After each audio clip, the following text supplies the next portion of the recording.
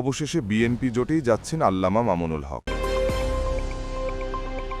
আল্লামা মামুনুল হক খেলাফত মজলিসের আমির, হেফাজতের শীর্ষ নেতা, সুনামখ্যাত শাইখুল হাদিস ও আলোচিত ইসলামী বক্তা। এই মুহূর্তে আলেমদের মধ্যে বাংলাদেশে জনপ্রিয়তার শীর্ষে আছেন তিনি। তার পিতা উপমহাদেশের বরেণ্য হাদিস বিশারদ শাইখুল হাদিস আল্লামা আজিজুল হক ছিলেন বিএনপি নেতৃত্বাধীন 4 দলীয় জোটের শীর্ষ নেতা।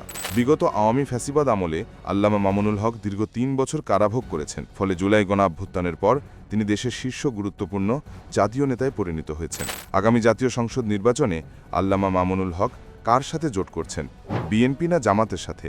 একটি জাতীয় গণমাধ্যমকে তিনি বলেছেন, বিএনপি শীর্ষ নেতা তারেক রহমানের সাথে তার নিয়মিত যোগাযোগ আছে। তিনি মোহাম্মদপুর সহ 3টি আসনে জোটবদ্ধ নির্বাচন করার ইঙ্গিত দিয়েছেন।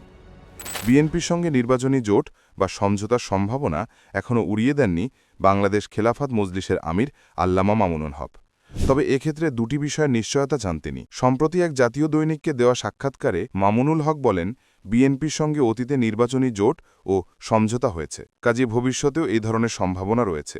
তবে আমাদের কাছে সবচেয়ে গুরুত্বপূর্ণ 2টি বিষয় হল, প্রথমত জুলাই সনদের ভিত্তিতে নির্বাচন হওয়া এবং দ্বিতীয়ত উচ্চকক্ষে সংখ্যানুপাতিক প্রতিনিধিত্ব পিআর পদ্ধতির নিশ্চয়তা চান তিনি।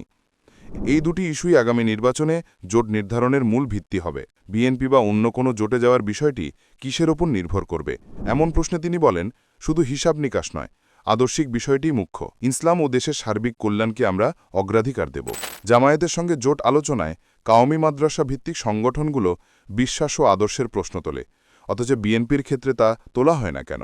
এমন প্রশ্নে মামুনুল হক বলেন, বিএনপি যেহেতু ইসলামী আদর্শ ভিত্তিক রাজনৈতিক সংগঠন নয়, তাদের সঙ্গে জোট করলে অনুসারীরা আদর্শিকভাবে বিভ্রান্ত হবেন না। কিন্তু জামায়াতে ইসলামী একটি সুসংগঠিত ইসলামী দল।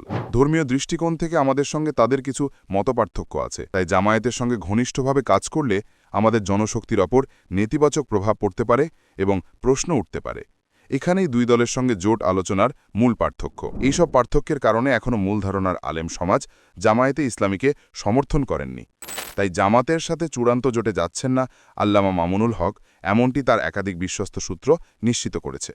রাজনৈতিক বিশ্লেষকগণ বলছেন, আদর্শগত কারণেই আল্লামা মামুনুল হক শেষ পর্যন্ত জামায়াতের সাথে জোট না করে বিএনপির সাথে জোটবদ্ধ হতে পারেন। এছাড়া ফ্যাসিবাদ বিরোধী লড়াইয়ে তিনি বিএনপির সাথে কাজ করেছেন দীর্ঘদিন ধরে। জুলাই বিপ্লবের পর বিএনপির চেয়ারপারসন বেগম খালেদা জিয়ার সাথে সাক্ষাৎ করেন। বিএনপিও তার একাধিক অঙ্গ সংগঠন তাদের দলীয় সমাবেশে তাকে আমন্ত্রণ করে। বিএনপির একাধিক বিশ্বস্ত সূত্র নিশ্চিত করেছে, বিএনপির হাইকমান্ড আল্লামা মামুনুল হক সহ দেশের শীর্ষ আলেমদের একটি বড় অংশকে কৌশলগত কারণে আগামী নির্বাচনে সাথে রাখতে চায়। এজন্য তারা যে কোনো ছাড় দিতেও তৈরি।